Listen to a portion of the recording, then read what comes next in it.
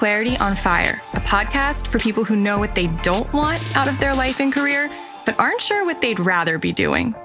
In a world where it's easy to exist, but hard to feel alive, we, Kristen and Rachel, 2 certified life and career coaches, are here to help you cut through the information overload, get unstuck, and focus not just on how you can have a career you're passionate about, but how to create a whole life that feels fulfilling. So join us here, where we serve up inspiration and down-to-earth wisdom in a way that only 2 best friends can. We want you to experience the relief of knowing that, yes, you're allowed to want more out of your life and career. And no, you don't have to wander through the dark anymore. Our job is to light the fire that shows you the way. Let's go.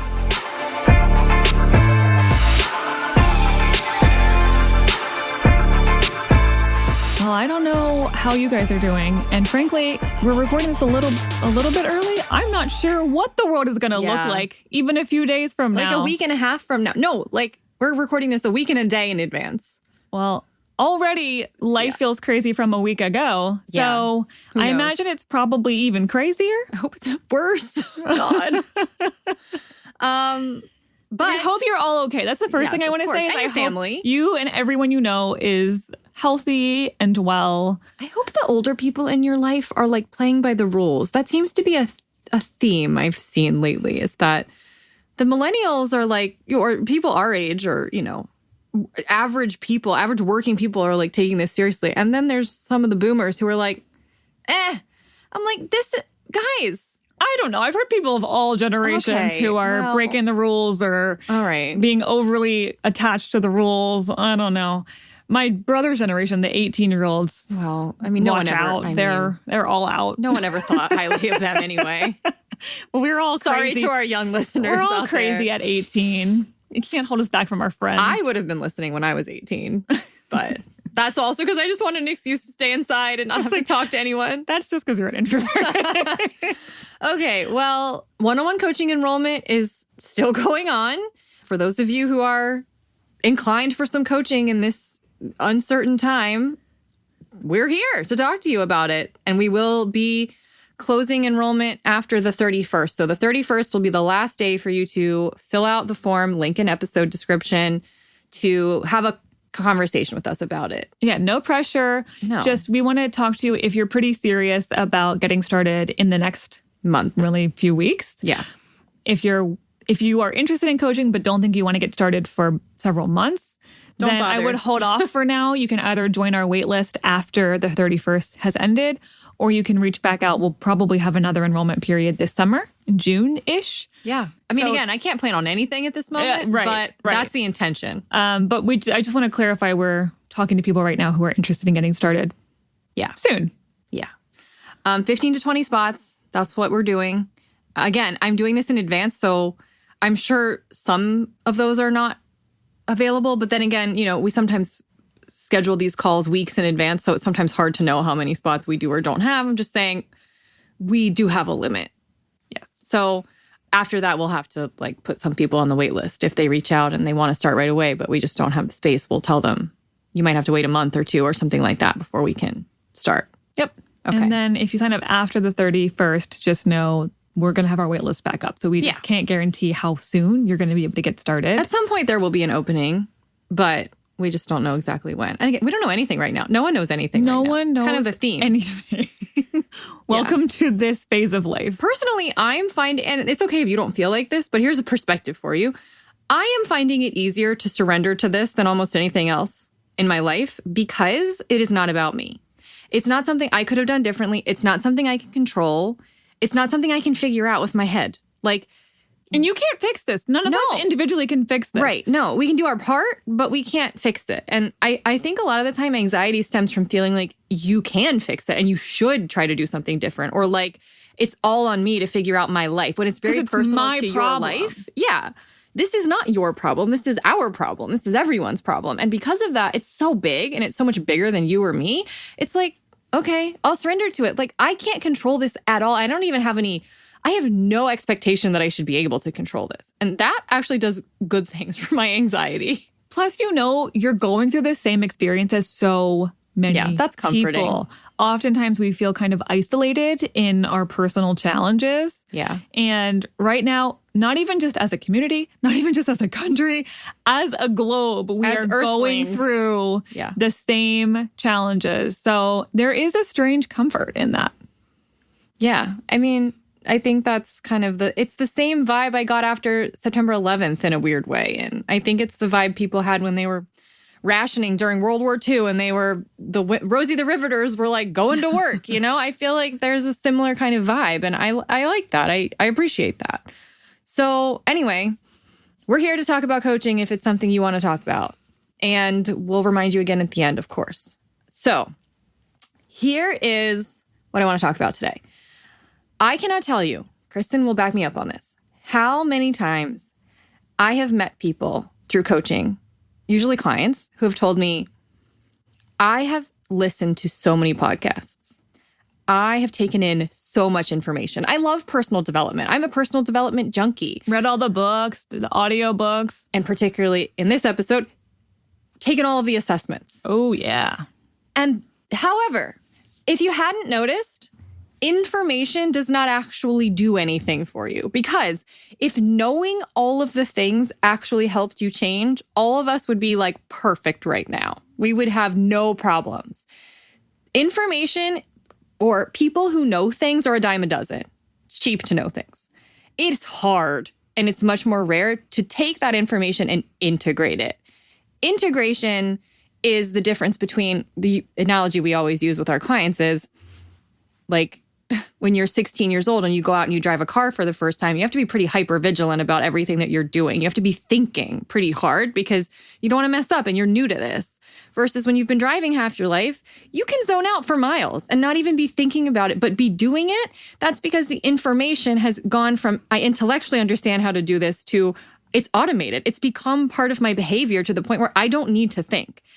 That's what we do with people in coaching, is we take them from intellectual understanding and all of that personal development information and we actually help you integrate it to the point where it changes your behavior. But that's a hard thing to do on your own. It is. And a lot of my clients come to me and they're pretty self-aware people. We attract some people who have done a lot of introspection and they can tell me all of their unhelpful thought patterns. They can tell me all of their challenges and flaws, and they're under no delusions about that. They have a ton of self-awareness.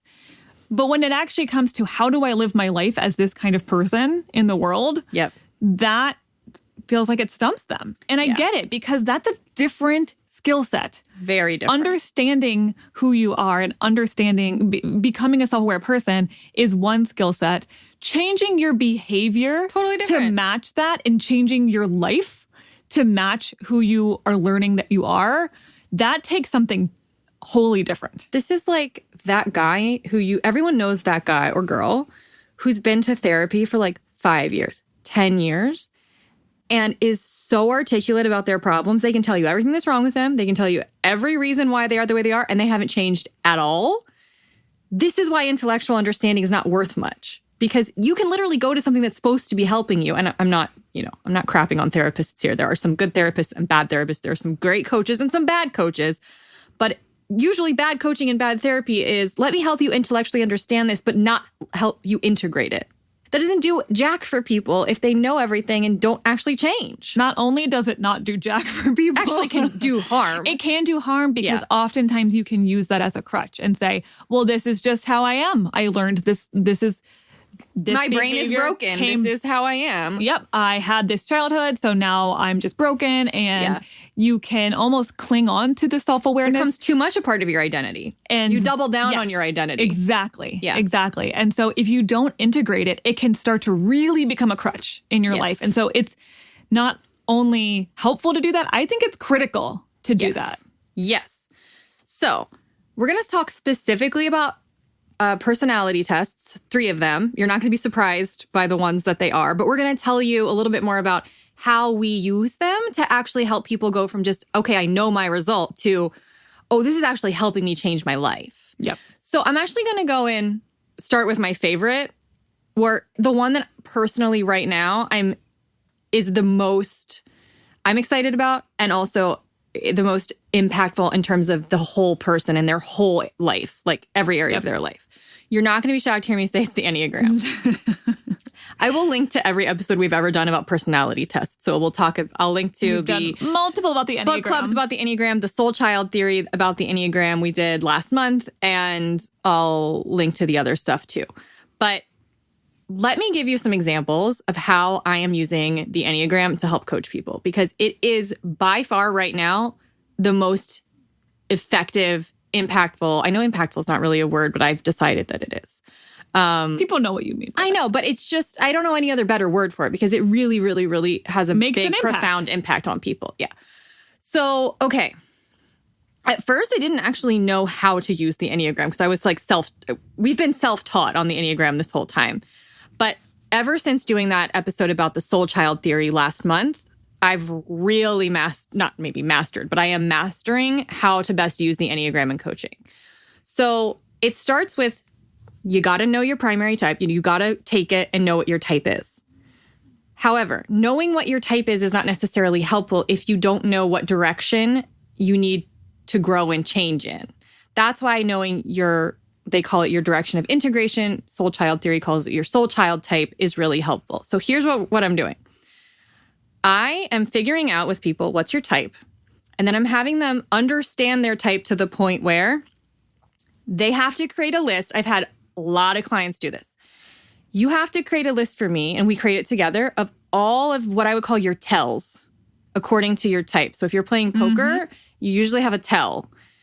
Every type has a lot of tells. So if you're a type 6, do I have a list for you? It's like catastrophizing and worrying and ruminating on scenarios over and over and over again. And looking for direction outside of yourself. Googling answers instead of looking inside yourself. For type 4s, guilty, and I have plenty of clients who are also guilty, it's over-dramatizing things. It's feeling very isolated in how you're in your feelings. It's when you're having a feeling, you become that feeling. You don't realize that you are different from the feeling. When you are depressed, you feel like there's no point to your life, as opposed to just, this is a period of depression that I'm experiencing. It's also indulging yourself when maybe you shouldn't be. Maybe you're not eating any shit sandwiches and you need to actually be making some hard choices, and you're not doing it because life is hard, and why should I? That's a real big type 4 problem right there. For type 9s, I won't get into all of them. I'm getting into the ones I know the best. Type 9s. Avoiding uncomfortable conversations, smoothing things over, telling yourself, it's going to be fine. Doubling down on your denial. Yep. And overall trying to make peace in everything. Over-placating. Even when sometimes conflict might be exactly what's needed, but you can't let it go. So the reason I have to have people become well aware and articulate about their type is so that they can start to recognize the difference between them and their type. Usually the problem is that your type is your knee-jerk tendency. It's the home base. It's the thing you will return to over and over and over again. And if you are not conscious of what those tells are, you will think this is personal to you. You will think, I am just a depressed person, or this catastrophizing is really legit and real. When you can start to notice that over and over and over again, you are playing into the basic tendencies of your type, you can start to separate yourself from your type. And you can go, there she goes again. She's being a type 4 right now. It depersonalizes some of those things in a really powerful way, where now you're not just defaulting to what you ordinarily would do based on your type. Yes. Now you're getting to choose. Do I want to respond from that default reaction? Yes. Or do I want to respond from this other place? And that's what we actually help you identify, is what is that path of integration, and what would it look like to start acting more in that way, in that kind of behavior? And how do you practice that? And then holding you accountable to doing what that takes, because it's probably going to be uncomfortable. I had a client who was a type 6 recently. We created a list of her tells of all of the things that she's doing that's actually type 6. Turns out it's pretty much everything that plagues her is her type 6 problems. Then I had her create some, I had her name them. And then the next step was acknowledge where it's coming from.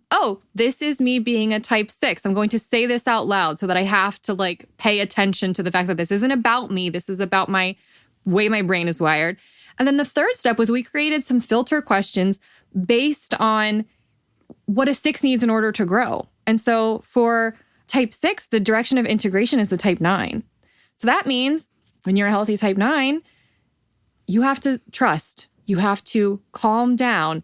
You have to trust that you are supported and that things are going to work out. So we made some filter questions for her, like, what's another way that you could see this? If you were to trust that things were going to work out, then how would you see this situation? We actually created ways for her to respond to her typical triggers in a way that actually integrates with what's most helpful and growth-oriented for her personality type. I'll tell you, even within myself, I have been trying to use this, kind of using my own coaching skills on myself with recognizing when I'm falling into type 9 tendencies. Yes. That's fair. I know exactly when I'm doing it and I feel that and trying to step back. And I've actually been trying to play with some level 3, which is type 3, which is my type of integration where I have not tapped into that sense of ambition for a long time, but I think that could really serve me in a healthy way. Yeah. And so I'm even using this in myself to change my behavior and to change my goals instead of everything always being peaceful all the time. Instead, what are some new heights that I could aspire to? For me as a type 4 and for some of my type 4 clients, the direction of integration is type 1. So for me, type 1 is about if you're a healthy type 1 and you're integrating it, as a 4, you're integrating discipline and routine and structure and holding yourself accountable and doing things even when you don't necessarily feel like doing them because they are good for you, like healthy habits and routines. So for me, this is, I don't feel like working out. Indulging that is a very type 4 thing. If you're going to grow, then the answer is it doesn't really matter that you don't feel like doing it. You don't really have a good reason not to, and it's for your health. I don't care that you don't like it. Go do it. Yeah. You follow the rule.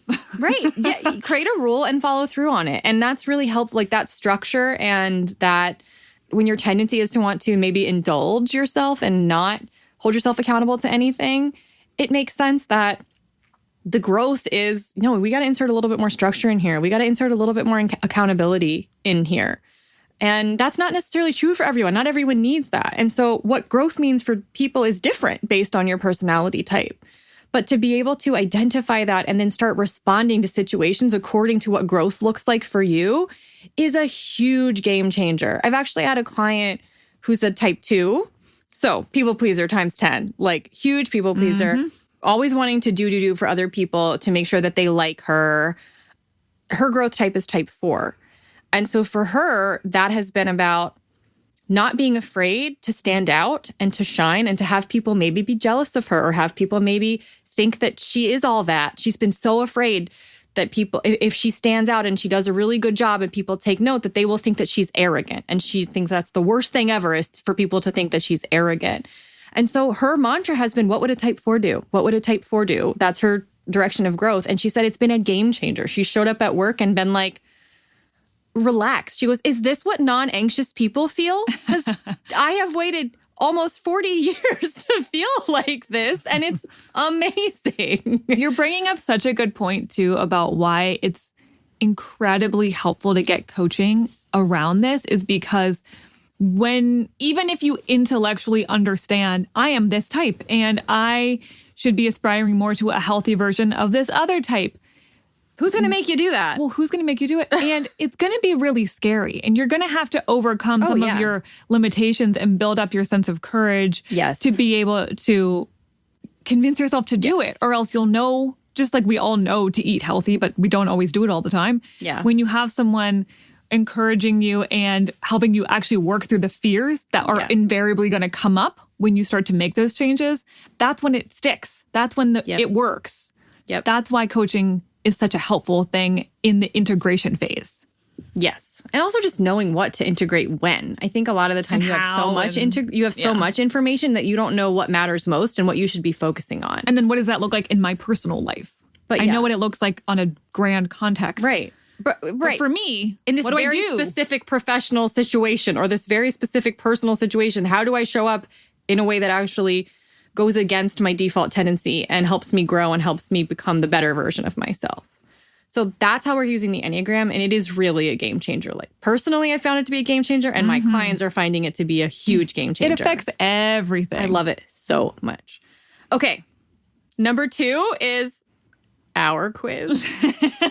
The passion. We do love using our quiz. I love how it's number 2, though. It's not number 1. That means it's honest, you know? Like, I didn't put myself at number 1. I don't think right now I'm not using, because the Enneagram is useful literally no matter the context. The passion profile quiz is a little bit more contextual, which is why it's number 2. Yeah, it's meant to help you figure out how you're supposed to be working. And so it affects your work life, which obviously affects every other area of your life too, but just less directly in some ways. Yeah.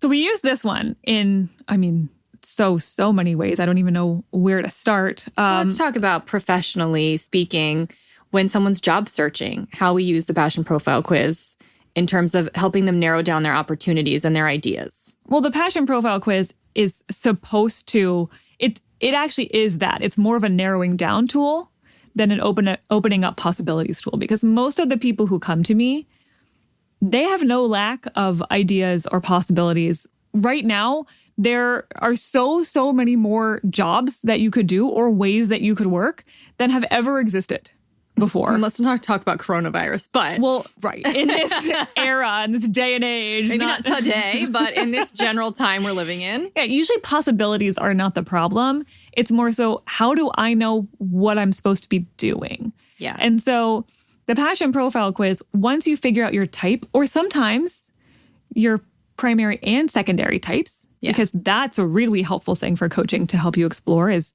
what if I have 2 types? Yeah. And there's an interplay there. Or they're competing against each other. Which can happen. Then we can look at all of your possibilities and say, you need a lot of freedom, for example. Yeah. And if you try to go work in this very structured way where there's not a lot of freedom and flexibility, even if you love what you do, you're probably going to hate it in that context. Yeah. So let's cut off all possibilities that are not going to give you the sense of freedom that you need, or the sense of community and connection that you need, or the sense of variety that you need. So it helps you pinpoint these critical values that make all the difference in the world in terms of how much you like what you're doing for work, and narrow down and cut out anything that's not totally in alignment with those values to make sure you're making good choices that are going to align with who you naturally are. Yeah, that's it. I mean, the passion profile quiz obviously is more specifically related to your career, but I find that one of the first things that happens when people, when we talk about their result, is they have a sense of peace and acceptance to be who they are. So I think a lot of the time they feel broken. That's a really common thing, is that they don't understand why what they're doing isn't working for them. And they feel like, why is it that everyone else around me is okay with this? Why is it that everyone else can come to work and clock in and clock out and I just can't do this? Or if you're a thriver, it's often, why does everyone care so much? I just don't care. I just want to go home. What's wrong with me that I don't care enough? I should care more. Why don't I care more? And understanding your type, and then, the integration part comes in, giving yourself permission to actually live according to that type, which means there's a lot of underlying beliefs and fears and like family stories often that you have to undo, which is what coaching is helpful for, in order to let go of some of the attachment you feel to the stuff that's preventing you from just living your type. A lot of, if you come from a family of thrivers and you're a fire starter, you're going to often have a lot of guilt about wanting to break free from the crowd and wanting to do something that's maybe unstable or risky. And if you can kind of create space between yourself and kind of the default tendencies of your family, and you feel like, oh, okay, I can do this. And yes, they might not get it, but I'm going to be fine if they don't get it. I don't feel like it's tied to their approval anymore. Yep. That's huge. Yeah. Once again, just knowing your type is helpful to a point, but when you consider, what am I going to have to do to align my working life with my passion profile, that's when it starts to get a little scary. Right. Because you might have to make some big changes, or even some small tweaks, but that feel like a little scary because they might require some uncomfortable conversations or some a little courage on your part to enact. Yep. And that's where it's so helpful to have a coach help you determine exactly what do I need to do to get closer to living according to my passion profile, And how do I do it? How do I get over my own self to do it? I mean, that's kind of what coaching is in general. Is how do I get over myself? And can you hold me accountable for then getting over myself? Yeah. And just one more thing that we help people integrate using their passion profile is how do I enhance my relationships once I understand my profile and sometimes other people's profiles. So if you are working with a team who has everyone has different profiles, or maybe you're kind of the odd man out, if you can explain this, or if you can have the perspective that it's okay for you all to be coming at this differently, then there gets to be a whole new level of understanding, sometimes even within your own family or relationships on a personal level. When you can understand each other better and communicate that well, that can improve the relationship itself. So we help people figure out how to share with other people what their profile is and what that conversation could look like to get to better understanding. Yes. Okay. So the third one that we use, I would say we use it a lot less frequently than the Enneagram or the Passion Profile quiz, but it comes up and I always am curious to know what it is the Myers-Briggs. So I will also link to the episode we did a while ago. It's like a year and a half ago or more with Leslie McDaniel, who's a coach and a Myers-Briggs expert. Yeah. So I'll link to that. I'll also link to an episode we did about the 4 passion profiles where we debriefed each type. Or each result, if you want more about that. I'll link to all of that. I'll also link to the quiz. If somehow you've come this far and never taken the passion profile quiz, then you need to remedy that. So there will always be a link in the show notes for that. And I'll also link to the 2 versions of the Enneagram test we've taken, the $12 paid version and the free version. Yep. But the Myers-Briggs. So here's personally, now I think I could have people vehemently disagree with me on this. I'm fine with that. Like, let's create discourse if it creates discourse.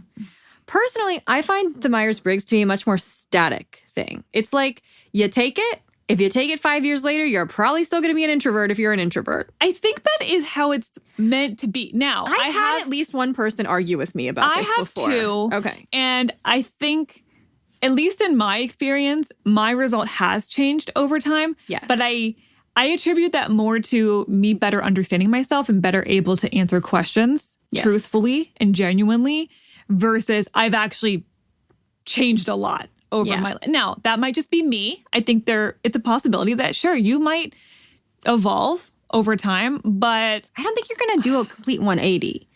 I think a little bit of fluctuation is normal, especially if your life changes or you have a big change, like you get married or maybe you have a baby and like that can change your preferences, because that really is what the Myers-Briggs is about. It's about your preferences. So for those of you who aren't aware, I'll quickly go through the 4 different, there's categories. Like 4 different categories. So the first is whether you're introverted or extroverted, which has to do with where the way I interpret it, and this is me in layman's terms, is where you draw your energy. So it's not that introverted means shy or that extroverted means outgoing. It just means, do you draw your energy from like being social and being around people, or do you draw your energy more often from being alone?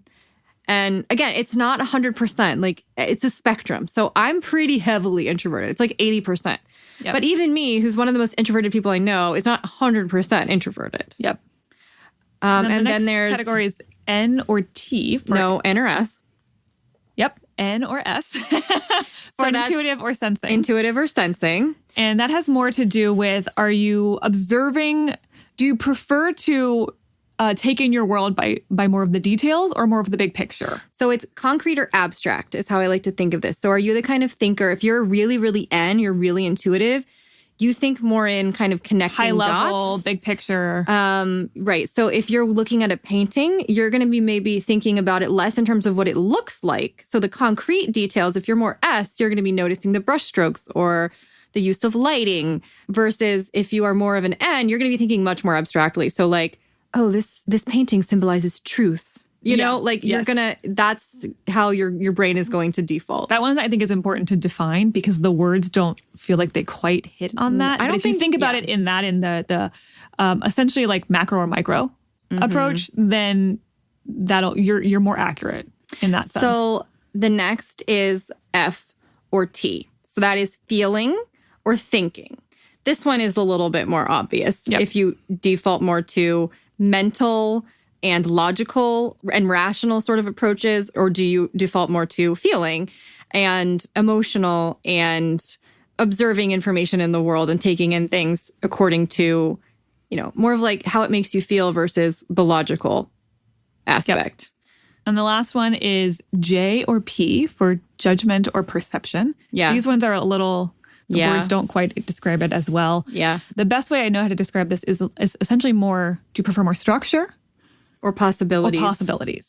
Yeah. P's, the more P you are, the more you usually abhor having to define your options narrowly. You like to keep your options open. And you're really okay with flowing from one thing to the next and not always having a clear lineup or structure for what you're doing. Whereas J's, they much prefer planning. Planning, gotta love it. And structure. Being on time. And going from this thing to this thing. Versus routine, they're okay with narrowing down their options in the name of predictability. Yeah. Like, I am the only real J among our kind of core 4 friend group, and everyone hates me because they don't hate me, but they hate me because they don't understand why, like, on a Tuesday, I want to know what I'm doing on Saturday. And they're like, I don't know, I'm just going to wake up and see what I feel like doing on Saturday. Let's keep my options open. And I'm like, ew, if I don't know what I'm doing on Tuesday, you can freaking forget it. I'm not going to hang out with you on Saturday. Well, actually, this is a good example of how coaching can help you better figure out how to use your Myers-Briggs type. So if you are taking the Myers-Briggs more from how you operate, that's what I did a while back when I took it, and I got INFJ. Which is my type. I operate most often from a J perspective because that's how I have to run a business. I have to have, structure and flow. And it's not as helpful. Yeah, flow is not super helpful. But some of my coach friends were helping coach me around this question last year, and it became apparent that my actual preference is P. Right. You're having to show up like a J in order to survive, but you actually would prefer to show up like a P. So when I got coached around that and had that understanding, and they helped me figure out what are ways that I could be a little bit more P in my life and explore those possibilities more, that has given me so much freedom and taken a lot of pressure off of having to operate in a way that I don't actually prefer, but I can do. But I like it better when I can have more time from that P place. I have a client right now who we kind of had a bit of a big aha moment when I had her take the free version of the Myers-Briggs, 16 personalities. I will also link to that. And she got ISTJ.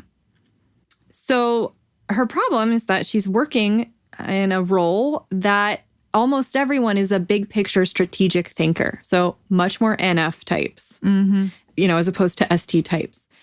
And she feels completely inadequate all day long because she is comparing herself to, I should be like this. Everyone else is like this. Why am I not? And seeing this, it was actually hilarious when we read the result. One of the first sentences it said when we went to the career section was, this type of role is not ideal for an ISTJ. And it was the exact type of role she was doing. So, wow. Yes. So it's really helpful to understand how your brain is naturally wired and what preferences you naturally have. And then, again, it comes down to giving yourself permission to not have to force yourself to work or live in a way that is against how you're naturally aligned. We're trying to go with the flow of how you're really aligned and how you're really wired so that you can get better results. But in order to do that, she can't just snap her fingers and accept the fact that she's an ST. There's a lot of often stories about, well, people value that type more. And honestly, every type has an idea about the fact that theirs is undervalued or, not as good as the others. And so again, there's a lot of stories and beliefs you have to unravel and approach differently so that you can accept who you really are and then actually make use of how you really are. And figure out how to do that, because that can be really overwhelming. Like, okay, I've learned that I'm more of an introvert or more of a feeler than a thinker, but I don't know what that means in terms of what kind of work I can do or what I should be spending more of my time on, because I'm not living that way now and I don't know what I'm supposed to change to get closer to that. That's what Rachel and I are really good at helping with. Yeah. I have another client who I thought she was a J, and she said, I have fooled even you. I am actually a huge P, but I have to live like a J in order to succeed at this role that I'm doing. But she's actually just got a new role in the same company that is much more creative. It's much more sort of, it's much more like the NFP type.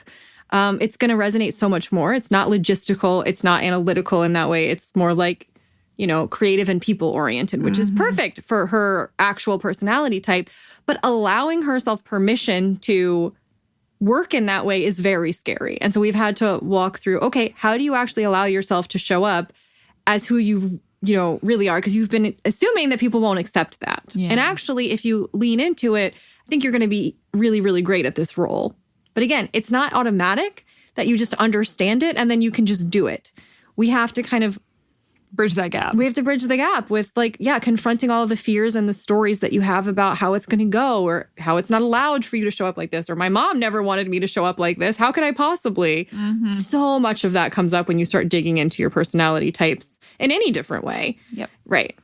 I want to just say before we wrap up that personality types these kind of assessments, they're not the only thing that we use in coaching. It's one really, really valuable way of helping learn more about you and then start to build your life in a way that suits you. There's a lot more that we bring in, even on top of that. Yeah. But I know a lot of our people have taken these assessments and are a little stuck on, what do I do with them? This is nice to know, but then what? Yeah, we wanted to share part of how that really supports the coaching process. But just know, that's just one little piece of the whole thing. Most of the time at the beginning, it's like, okay, I get your Enneagram type. I know your Myers-Briggs type. I know your passion profile.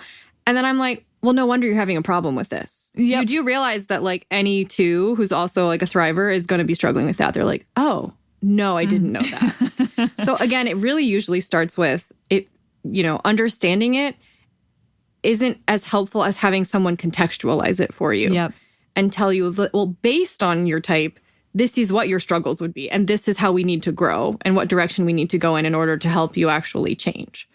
So again, I'll link to all the episodes we've done about personality types. And I'll also link to all of the different quizzes and assessments, the 3 that we've talked about today. And of course, I will link to the one-on-one coaching page so that if you want to talk about, hey, I'm an INFJ thriver. Also, I'm a type 4. That's me. I just talked about myself. Or any other combination. Too. We didn't talk about your Hogwarts house type, which is also critical information. Actually, it's not, but I do like to know just for fun. Just for fun. Then you can sign up to talk to us and we can get into it. Yeah. So again, you've got until Tuesday, the 31st, to be able to sign up and say, yes, I want help integrating all of this and much more. That is what we do in coaching. This is just a little glimpse into what that looks like. So I hope we get to talk to some of you. Yes. And the link is in the episode description where you can come find us. Someone said, last thing I'm going to say is someone recently told me that the reason she really resonated with our approach is that she could tell it bridged the gap between all of the things, life, career, spirituality, and that it's really nice to be able to go to one person and get a whole person approach because, approaching it from just one angle is not helpful. If we only talk about your career, we're not really getting to the root of what's going on with you. We want to talk about you. What's your identity? Yeah, I've heard that a lot too. And that means a lot because we really do try to balance those approaches. And again, balancing self-knowledge with self-integration.